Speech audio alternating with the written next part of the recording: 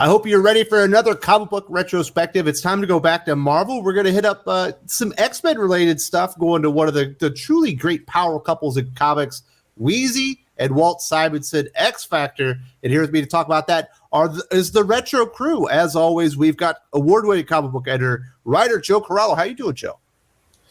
I'm all right, Wes. How are you? I'm doing fantastic. We've also got the voice of the voiceless, the man so cool they call him the Breen, the comic book hoarder himself, Eric Breen. How you doing? I'm doing well. Hey, you must were you an older man when these came out? We're finally getting into the late 80s. Yeah, old by 1940s definition, maybe. I was only in my mid to late 20s. Yeah, well, maybe any older than I already am. In the army already. he's already in the army. They're going to be doing X Factor 21 through 26, released from October 1987 to March 1988. Now, there's a lot of stuff to get through, so we will try to hit the some of the overarching information early. So, Breed, when Louise Simonson gets X Factor, one of the first things that she does is create Apocalypse. We still see this as a mainstay X-Men, well, sort of villain. It's a gray area right now, but it's crazy. We've seen this before. In Batman #1, you get Joker, and TMNT #1, you get Shredder. But to bring out a villain of this magnitude that is still out there, that really has, I don't know, some force behind it. There's a reason Apocalypse does what he does. It really speaks to the quality of the creator. And it was necessary at the time because the traditional big bad of the X-Men, Magneto, had been redeemed to an extent at this point. So with him off the table as that just chief bad guy, they needed somebody new. Enter Apocalypse, who kind of makes Magneto seem rather benevolent in comparison. Yes. He's definitely would be considered a mutant supremacist. Well, he's really just looking for survival of fittest, and he wants to find the fittest mutants possible. And X Factor obviously have intrigued him here, Joe Corallo. We have essentially a lot of the original X-Men kind of come over into their own book and doing their own thing. Yeah, no, originally there was a brief time where they were thinking of using Dazzler instead of Jean and not resurrecting Jean, which would have been interesting. I think there could have potentially been a story where you could have done something like that and then had like the team dynamic of, it's different without Jean, and kind of leaned into that like melodrama. But, I think this works. I think that was good for the fans. I mean, the only thing that really gets messy with that is all the Madeline Pryor stuff and this and that, and trying to like explain that through the pages. So what did Cyclops do? Oh, he abandoned his family and they got murdered. Maybe, yeah, who cares? X Factor, and but in all fairness, that was not Wheezy's fault at all. It wasn't Claremont's. A lot of that I believe came directly from Jim Shooter. And but part of why I also wanted to start from issue 21 is this is the first issue of X Factor where Shooter is no longer EIC and it's moved over to Tom DeFalco. So we are entering the very beginnings of the DeFalco era of comics, which I think there's a lot of people that who watch these channels, who talk about comics that do really enjoy Jim Shooter era stuff. But if you really get them to list a lot of the stuff that they really got into comics with, like X-Men #1 and McFarlane on Spider-Man, things like that, it's all DeFalco. So it's interesting. That's a whole other video, but I just want to point that out. Also, we're getting to a very important moment in comic book history. We're talking about Batman 1989 is going to be released pretty close to this. Really revitalized interest in comic books. They sold a lot of Batman comics. Obviously, that would have generated a lot of interest within Marvel as well. So we're not quite there, Joe, but this is kind of the beginning era where we're seeing that comic books are going to start transcending outside the medium, outside of comic book shops. Obviously, we've got a little a bubble that's about to burst as well in the comic book industry. So this is a really interesting time just to think about it. Oh, it is. I mean, while this was going on, at the beginning of this issue 21, we do have Kraven's Last Hunt going on. We've got Roger Stern wrapping up his run on Avengers. The Assault on Olympus is going on. We've got Byrne on Superman. We've also got DC putting out this comic Mask. I'm only going to hit on this briefly because Kurt Swan is the penciler on that. That only happened because Mike Gold had come back to DC after running First Comics for a bit, and this opened up. And basically, Kurt Swan had more or less been forced out of the company after Crisis because Jeanette Kahn and others felt that his style, and there were a few other artists there too, but him in particular was sort of a example of a different time that they were trying to get away from, that they wanted to, really change the look of DC. So when Michael got there and had this opportunity to edit this book that was, more of a licensed book, not more of a licensed book, like a licensed book, he had suggested Kurt Swan. And, Dick Giordano really loved that idea. Like, that was it. As soon as he said Kurt Swan, he was like, yes, perfect. And Mike Gold was able to get Kurt Swan, what's probably his last big gig before he passed away. Absolutely. So we are in an interesting era in comic books, and we are coming on the heels of the death of Warren Worthington Angel. This is kind of a lot of the fallout of this. We start learning a lot more information about Apocalypse as well. So let's get into X Factor 21 through 26. I'm just going to say this beforehand, Joe. Mm-hmm. Wheezy knew how to maximize her real estate. She doesn't waste a page. You don't get a big splash page or whatever. You're getting story from beginning to end. So you are going to hear a lot of stories in this.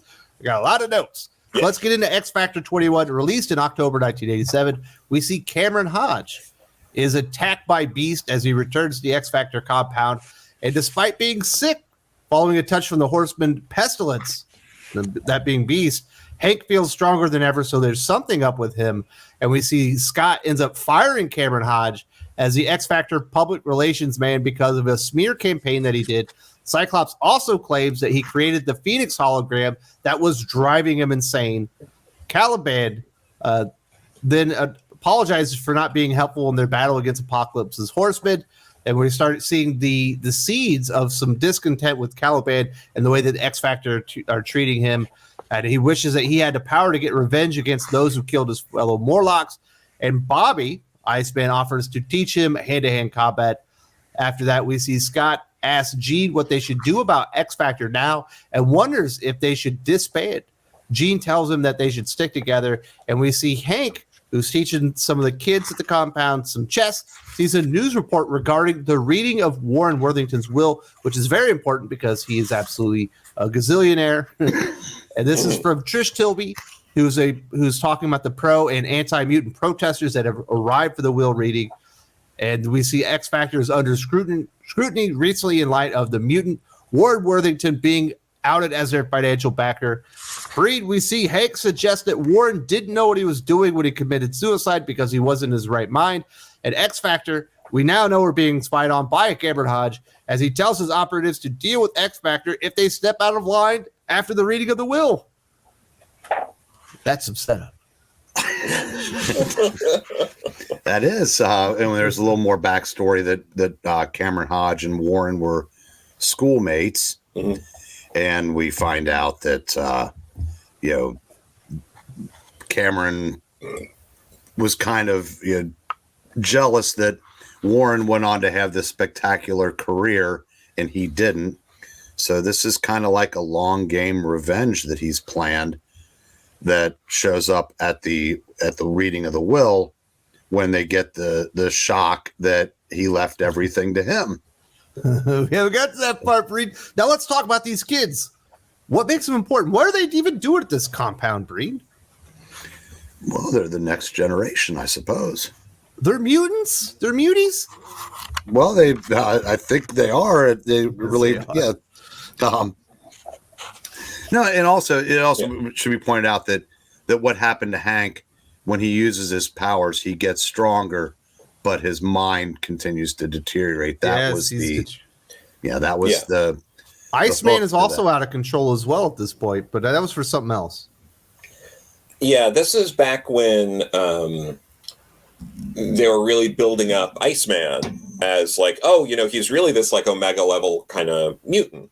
And after Wheezy's off the book, where later on he's willing to fight for the death for the woman he loves and all this stuff, and but obviously that all goes away.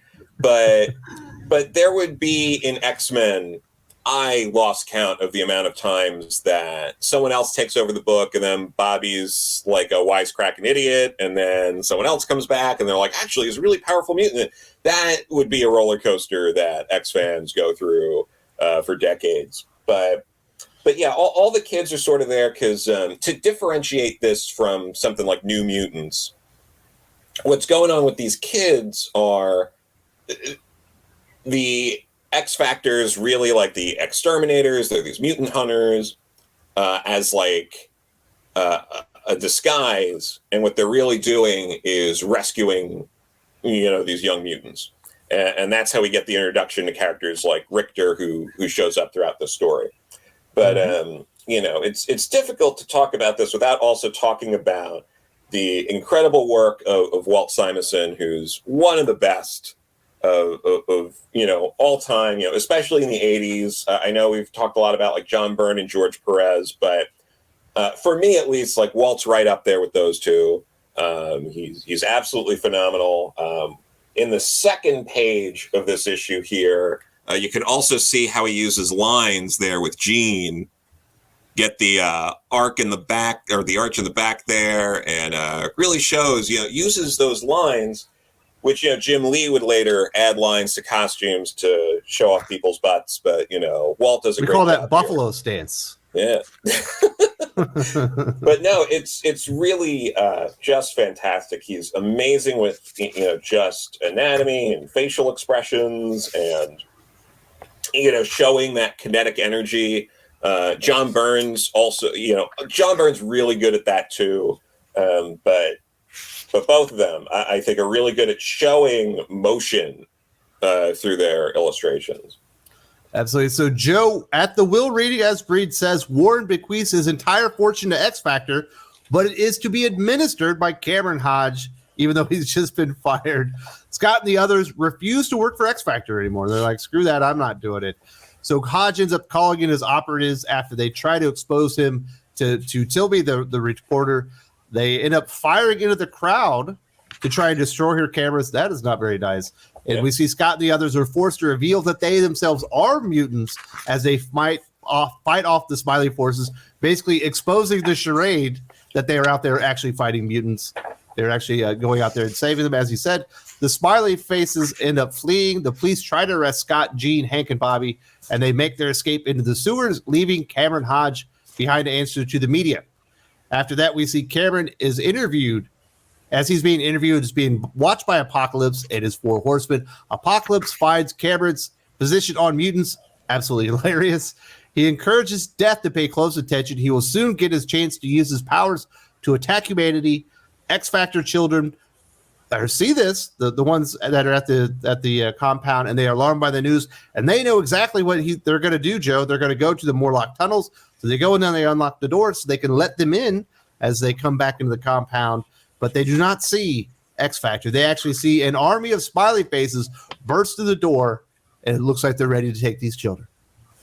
Oh, yeah. And this is a comic where there's a will reading, which takes up, let's see, it's not too bad. It's like, what is it, like 4 pages followed by 6 pages of action. It's interesting how times change. But absolutely. But yeah, and it's really, like I was saying, it's real like kinetic action in these pages. Like there's a lot going on, there's a lot of moving, a lot of colors popping. Like it's really engaging stuff.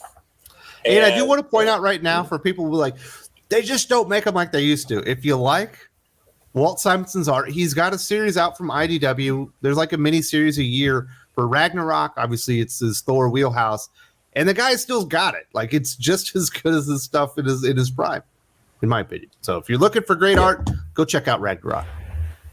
Yeah, absolutely. No, I love that series as well. Do you have any other information before we wrap up this one? But yeah, I guess just before this, it's just there is a protest. It's pretty small there, though. See, you get the protest bit there at the top. It's like half a page, but it's all interesting stuff. There is all of this sort of political drama, talking about prejudice and whatnot, and we'll see how that builds up over the course of the story. And at the end, I'll kind of wrap up by touching on that. But I did want to mention that. Joe, I do want to point this out. Well, the way that they address these things within the story is they make the actors, the characters, respond and react to these situations rather than putting them in front of the UN and like having a 5-page speech about it. And it's much more effective to identify with the characters as they're having these things happen to them, and you're like, wow, that's exactly how I would want to react, rather than putting them in front of the UN for a speech, and you're like, again, like how many of these like speeches can we have? It's a much more effective way to do the story. Yeah, and seeing, it's all part of Cameron Hodge's plan. He's the bad guy. He's, murdering people to make a point to get people to turn against mutants. And and again, there's interest and intrigue beyond sort of the message they're trying to say. You can pull the message out and leave it at the bare bones of someone murdered people to blame it on someone else. And that's an interesting, compelling story. Yes. So I couldn't agree with you more. That brings us into X Factor 22. And we see the smiley face soldiers are shooting the kids with tranquilizer darts. Breed, what kind of low-life scum are these guys? And they actually end up placing power inhibitors on them. Caliban, who's just learned how to fight for 12 minutes, decides he's going to fight. And he gets tranquilized, and they mock him for being useless. And they actually hope that his tranquilizer dose is lethal. And this is kind of all setting the stage. It's really not so subtle, but subtle enough, Breen, for what's going to happen with Caliban. And we see the X Factor are, in fact, traveling through the Morlock tunnels like the children thought they would be. And they realize that they've been played by Cameron Hodge and that he's using Warren's future to fund an actual anti-mutant campaign. As we see, Boom Boom, who's been away, ends up returning to the X Factor compound. She realizes something's up. She thinks she's been locked out. She uses one of her time bombs to blast open the door and ends up hiding in a closet when she hears the smiley faces who are in the compound but are about to leave. Tabitha ends up following the attackers, and she comes across Caliban, and she realizes it's useless breed and leaves him and keeps going. And moments later, we see X Factor arrive, and they find Caliban once again. Scott orders Jean and Hank to take Caliban to the infirmary while he and Bobby search for the children, but they ain't going to find him because Boom Boom ends up sneaking aboard a plane with the Smileys and the kidnapped children. So she's along for the trip. And then we see Caliban ends up telling X Factor about the Right's attack and kidnapping the children. And he says that he overheard one of the soldiers say the headquarters is in Arlington, Virginia. No one sees Caliban as a threat here, Breen, do they? No. And like I said, it's good foreshadowing that he's not even worth their time to take with him. Just shoot full of darts and just figure he's done. I think one of the things about, and then we do get the return of Boom Boom, and we find out that one of the things that in today's comics, all the kids are just so capable, so perfect, and nothing phases them. She's kind of a coward in some respects because she's scared to death. And I said, so when she's trying to, she's trying to help, and then even later on when she frees Richter, you find out that, like I said, these are heroes, but they're also real people, and they can be just as scared as anybody else, which I thought was a nice touch in this story. Because this story, the best word I could put is kind of kinetic, or frenetic. I mean, it's just just watching her go through the issue, and it's like she's hiding, she's hiding from the smiley faces because she knows she can't do it. She couldn't beat him, and it's just I love the way this issue unfolds, and I'm not exactly sure where your narrative left off, but I mean, I said when she does free him, and then the part of the building breaks and they're just hanging on for their lives, and she's like, you save me, I don't want to die. I said that's just, you don't think about that in superhero comics because you don't superheroes don't die by like falling off of a broken trellis, I guess. So I mean, it's, and then I'll leave to you to give the last page cliffhanger surprise. Well, we got to get to the second half of the story, Bree. You gave away some spoilers, but most people have already read this, and if you haven't, you definitely should be picking this up because we see that the Wrights plane ends up landing in Virginia. Boom Boom watches as her friends are taken into a school bus and they're going to re-education camps. Joe Corallo. That sounds absolutely awful. It turns out they're about to be tortured. And we see Tabitha ends up tracking the bus to the Arlington Interactive Museum of Science and discovers, this is very important, that this is actually the Wrights. They're using this as like a front of their actual operation. So it looks legitimate, like there's this real museum, but really they're doing all these anti-mutant operations there. And the Wright find her as she's trying to call X Factor and let them know what's going on. She ends up using an explosive to escape. And we do see that the children are, in fact, being tortured by the Wright, and they're being reconditioned, whatever you want to call it.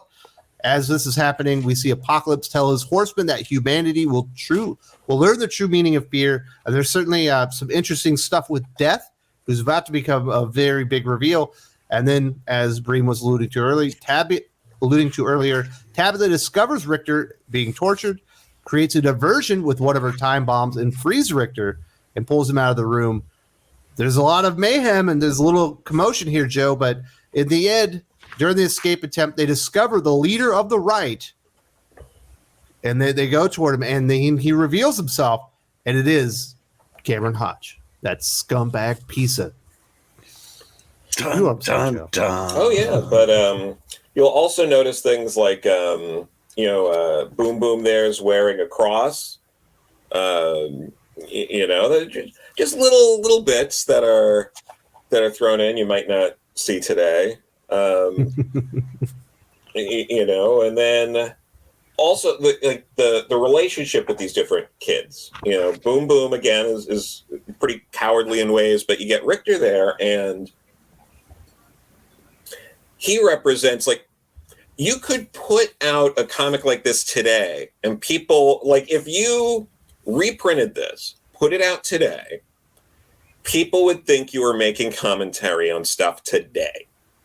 Like, that's how well it's put together, because you're looking at this and, like, Richter's attitude of, oh my, like, I'd rather die than work with her, or like he's so extreme. And so you see different people reacting different ways, and it's so interesting, how Richter is like, I would rather kill us all than go with these guys. And it's like, I know a lot of people on Twitter that say stuff like that every day. So in that way, it's certainly relatable. But yeah, it's really well paced here. It's very interesting watching, these kids getting captured, surviving, trying to figure this out as Cameron Hodge's plan is really building up. We're really working into Caliban and how he's not getting what he needs at X Factor, and that's going to pay off later. This is all set up, and he really wants to be appreciated, and basically, he's injured, and then X Factor is just kind of like, well, I don't know, like, you're injured, you're not really useful, like. it's so interesting seeing all that set up and giving it room to breathe and play out over issues while it's so packed with information. It's just great. 100%. Let's get into X Factor 23. We see the X Factor are tracking the Right to the Arlington Interactive Museum of Science. They end up breaking in Breen, and Beast grabs a security guard, and they literally blow him up so he can't talk. So that tells you just how extreme the Right really are. Cameron Hodge ends up having the kids strung up to torture them, and he sees X Factor storming his base. So he leaves and tells the guard, leaves the guard behind, and says, if I do not return in 10 minutes, kill all of these kids. So he is a scumbag. X Factor are then they're fighting, they're doing well, but they are encased by a large ruby quartz barrier that's been made, and they are visited by a holographic projection of Cameron Hodge, and he plans on murdering them. And they all appear to collapse from gas, but it turns out Hodge lifts the barrier. X Factor were playing possum breed, and Beast grabs one of the soldiers and throws him into a power generator that provides electricity. And we see Apocalypse above, musing how Cameron Hodge and the Right are testing X Factor to see if they are worthy to face as horsemen. And then we do get the fallout. The loss of electricity allows the kids to escape. They are able to manage to find X Factor as they fight off the smiley face soldiers. And eventually the Right clamp down a power dampening belt on Iceman. That's not going to go the way they thought, Eric Breen. Yeah, well, we also have Death is finally unleashed. So we do, see him, or did I pass you up? You're again? definitely jumping. That one's the next issue. No, it's on 23. Where he comes flying out on the page where Apocalypse is doing his musing. Yeah, where he is doing the training. They're having the sequence, fights, yeah. Mm-hmm. where he's beating up the other horsemen. Yep. Yeah, he said, I am here. I am Death. And I really should have taken notes like you did because I'm all over the place. But yeah, this yeah, so we do this. This is pretty much a big fight issue, and we get to the part where they put the dampener on Iceman. That doesn't go the way they want it to go, and you see Hodge seemingly getting involved in the fray, and where he's fighting Scott, and Iceman breaks the dampeners. And the fight continues until Cyclops appears to win, but things are never quite what they seem, are they? All right, you got into spoilers again, Bree, because Cameron Hodge does enter the fight. He's wearing a suit of armor made of ruby quartz. This will, of course, be a calling card of Cameron Hodge in the future, as he likes to do robots. And he tells Cyclops growing up and going to school with Warren made him very jealous of his power and his wealth. And he formed the Right to prevent mutant kind from supplanting humanity, Joe Corralo. I've heard this story before. Mm-hmm. Iceman realizes that the power dampening belt design is being used on old data from his previous power set before they were boosted by Loki. And the power belt has actually allowed him to control his abilities. So actually it's been a net gain for him. He ends up freezing Cameron's armor and cracking it enough for Cyclops to damage it. And we see it's not actually Cameron Hodge inside. It is a robot duplicate. He warns X Factor that they have not seen the last of his agency, and the robot itself explodes once again, and X Factor discovers the building is about to explode as well, Joe. And Jean uses her powers to pull them out before the Right blow up the base. And Apocalypse decides, and this is important, it's now time for X Factor to face his minions, and he teleports X Factor out of there, and the kids are like, well, that's not good. Oh, yeah. And just that fight scene and the end there with Cameron Hodge, just the way it's illustrated, the making the crack in that ruby quartz so Cyclops can shoot in there, and just seeing the lasers go all around, and they're just bouncing all over inside the armor until they just blow the headpiece off. This is gorgeous. It's so well done. It's so well thought out. It's visually interesting. I mean, we've gone through now. It's all all three of these issues, this first half that we're going over, have so much story, but they're also so action-packed. It's incredible. It absolutely is incredible. You cannot read one of these comic books in 15 minutes, I can tell you that. It's at least a half an hour endeavor just to get through one of them, because they are so full of story and action, Breed. This brings us into X Factor 24, and we see X Factor don't know where the hell they are. But Caliban does detect the presence of Apocalypse's horsemen, which is going to be important. Jean uses some telekinetic abilities to try to protect him, Breed. And we see an image of Apocalypse appear before them. And he tells them, "You're aboard my ship." And he has developed an interest in X Factor. And they are opposed to his quest for the survival of the fittest. X Factor try to attack Apocalypse, but he uses his powers to basically keep them at bay and make them watch a picture show. He tells them that over the centuries, he has had many names, to the Egyptians, Persians, Aztecs, and Indians. In modern times, he is known as Apocalypse, and he's come to see the final battle between humans and mutants. And he tells X Factor it's his desire to unite the two, and that has led to so much tragedy. He tells X Factor it is their desire to unite humans and mutants that's led all their tragedy, and offers them a place to join him in the upcoming war. Cyclops, Iceman, Beast, and Marvel Girl all refuse the offer. But we do see Caliban is sitting on the sidelines, and he's actually taking a listen to what Apocalypse has to say. Apocalypse sends in 3 of his 4 horsemen, War, Pestilence, and Famine, and orders them to attack X Factor. Cyclops and Marvel Girl defeat War pretty easily. Iceman is able to defeat Famine and Beast, avoids infection against Pestilence before knocking her out, and Apocalypse ends up asking them why X Factor continues to struggle for their seemingly pointless goal when they have suffered so much, Breen, including Scott's wife and children being killed and Angel's suicide. Yeah, it's one of those. The whole thing is basically, this is my life, this is your life, and look how much of a mess you've made of it. Why don't you try another way, my way? And I do want to point out the last issue. I said, well, we did see death for a moment. The X Factor didn't, and at the end of the issue, when the kids are saying, aren't there supposed to be 4 horsemen? So it's kind of like a build up to what's coming here. Mm-hmm. So we do, I said, after he makes the offer, they turn him down. I guess it's time to play his trump card. Well, he's been wanting to test him out against the horsemen. Obviously, they passed thus far, Joe. Yeah. That's when Apocalypse tells him that he will bring the world death.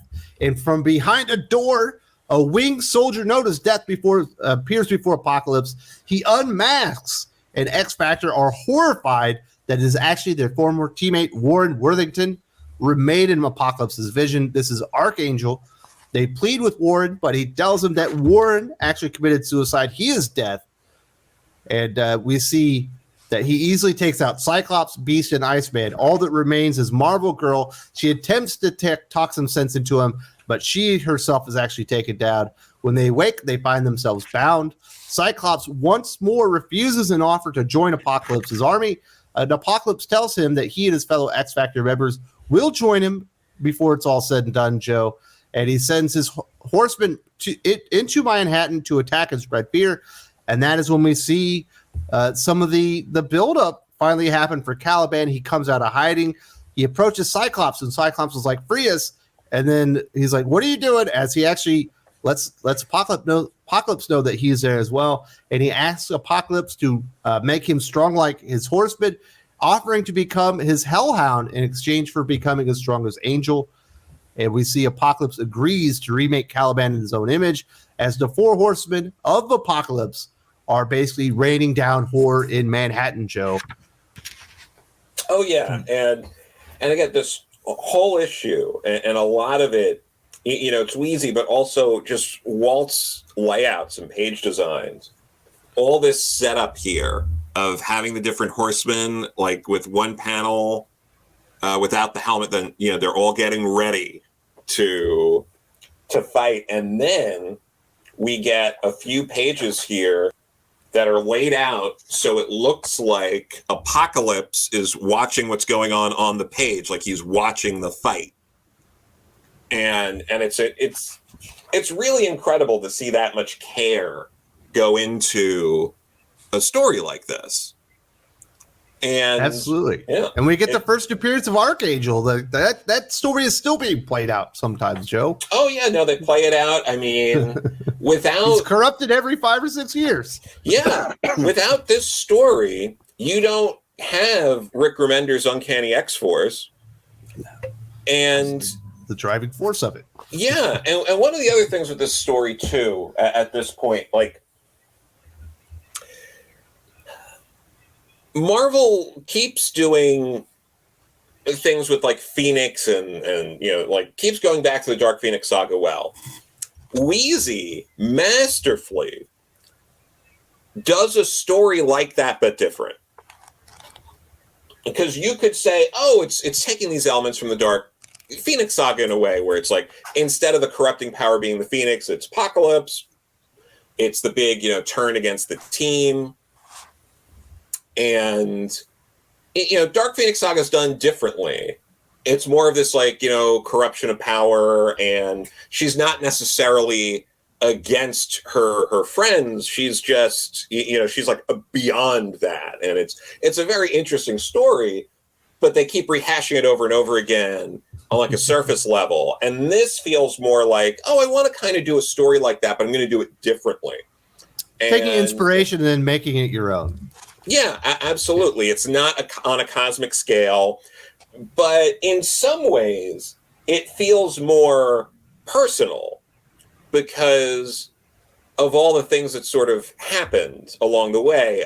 They kind of, and it comes out through the dialogue in the story, but they didn't spend enough time, he thought, like looking for him after, like X Factor could have done more. And that's sort of a theme throughout the story. That's why Caliban turned on him. Yes. Yeah, Caliban turns on him. Warren's turned on him. The populace at large has turned on him. The media's turned on him. Like, that's how you ramp up the stakes. That's how you get into a situation where it's like, guys, this is like bad. Like, it's almost taking like. And I'm not trying to knock the Dark Phoenix saga. I think it's a great story, but this is how you do a story like that and ramp up the stakes. It would be like if in the Dark Phoenix saga, you had like Colossus all of a sudden be like, I'm sorry, guys, I'm going with Jean. Like, she knows what's up. Like, maybe not Colossus, maybe Kitty at that point, because she's still, but you know what I mean? It's like, yeah. They're losing people that they already won over. That's a big deal. And because of their dealings with Hodge, these kids are getting tortured. Yeah, because they were in their compound. Like, there's a lot of real stakes involved. Absolutely. Yeah, 100%. And then setting it up, and they're about to descend into Manhattan. They're not blowing up a planet of broccoli people, sure, but they're. But like it's almost bigger stakes, because if you're like a kid or even an adult, you're reading the Dark Phoenix saga, it's still like, oh, that's like another planet far away, like who cares? It's like they're about to destroy like Manhattan. Like, yes, a lot of people know Manhattan. If the first Bush had been president when that happened, Gene probably doesn't even get punished. No. You never know. Not gonna do it. So that does get us into X Factor 25, and there's a lot of death and destruction. I mean, it's not quite when the Chitauri show up in New York in the Avengers movie, but they're destroying the entire city, and they're going back and forth. And you're right, they're bringing the stakes to the people's doorsteps. And they've already kind of turned on X Factor anyway. This is a lot of action in this one. Oh, they built up to this moment masterfully. Oh, yeah. That's great. Judgment Day. I mean, it's so good. And also, I do want to point out the cover of X Factor 25 with Apocalypse holding Jean by her hair like that. You probably couldn't do a cover like that today without getting a lot of pushback. And I also remember when the X-Men Apocalypse movie came out, they tried to do something to kind of mirror that in some of the promotion, where I think it was like Apocalypse holding Mystique. It was Psylocke, I thought, wasn't it? Oh, Psylocke holding, yeah. Yeah, I'm trying to remember. It wasn't that good of a movie, folks. Don't worry about it. But they were doing homage to that, and it went over everyone's heads, and everyone was just like, "This is a horrible thing." And it's like, well, they're referencing a one of the more iconic X Factor covers, and one of the more iconic covers with Apocalypse on it. But sure. Who cares? Well, plus Apocalypse is literally trying to wipe out all of humanity. Is that what we're going to get into a fit about? Yeah, like, he's not a good guy. Like, no, bad people should do bad things. Yes, agreed. And then they Me Too'd him. Yeah, but then you see all this fun stuff here with famine flying in the air and just decimating people. Famine's an interesting character. Just watching all these characters deteriorate. It's great for Walt, having fun with that. But then they touch on the Mutant Registration Act, which I think a lot of people, you might know it from the comics. I think there's a large swath of people who mostly know it from the 90s cartoon and maybe the some of the movies kind of touch on. Is it the third movie? Some of that, yeah. Where it's like they come up with the cure and whatever. That's taking more from Astonishing X-Men from Joss, but there's some of that element in there too. But yeah, and then before we got on, there was also a reference to there's Ronald Reagan signing, or it looks like he's going to be signing that, the Mutant Registration Act or something along those lines. But, it's just like, it's a little poking fun, but they also, there's a way they do this where it doesn't have that same kind of effect that, it's not like Trump on MODOK, and it's not like Spider-Man swinging with Obama. It's done more as it feels like any president whoever the president was going to be viewed there. Maybe they're having a little fun with the cowboy hat. I was going to say that's really the only clue you get in that is the hat. Yeah, but even then, it's not even like it doesn't come off terribly disrespectful or anything like that. And they also don't have him talk. Which is also like it's just an image that they're not using it as an excuse to have him let's have him say something like how mutants are terrible or something. Like, no, they kind of just leave it there. What's also cool about this, Brain, is this is like a showcase comic book. Like, they've been building to this. You've been having hints about Apocalypse. He's been talking about survival of the fittest. He's been observing X Factor, and he's taken an interest in him. And it's time for his horsemen and the X Factor to finally fight, and it delivers. There's so many comic books that they don't deliver on the promise, or they don't build up to it well enough to when they do deliver on it, you're like, well, I didn't know I was supposed to be excited for that. But this one, you've been built up to this very moment, and when you get it, it's a visceral feeling. You're like, man, this is exciting. I hope not everybody dies, but hopefully X Factor wins. There's so much going on that one comic book can't contain it. Yes. You had Captain America 339, Power Pack, I think 35, Fantastic Four 312. It's all part of the, and you didn't have to read them because we didn't for this, but it adds to the story, and they're not just cash grab throwaways, because I said there was a hell of a lot going on with the whole Fall of the Mutant storyline. Yeah, and even this issue itself is a double-sized issue, which if you're going to have twice as many pages in here, you're going to have to fork over $1.25. Man, that's terrible. Why would they do that to us? And let me tell you something. I was not happy. That was one less beer. Oh, yeah.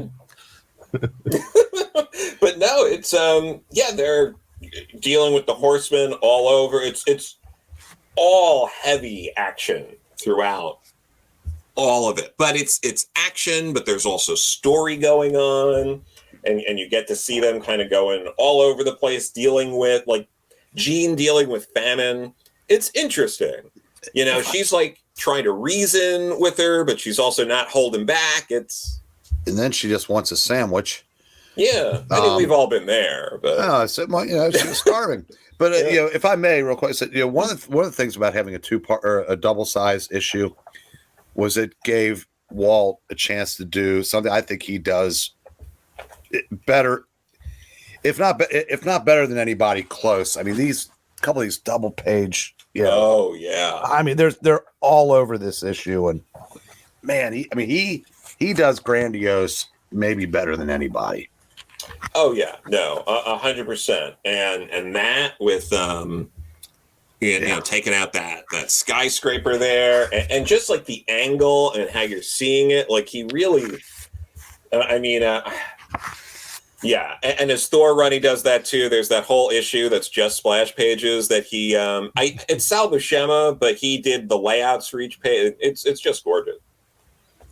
So we do get something in here also that I think Louise Simonson does probably better than Kurt, right? Just in a lot of cases, is you see what happens. Like there's an entire issue of Fallout in X Factor like 26. Yep.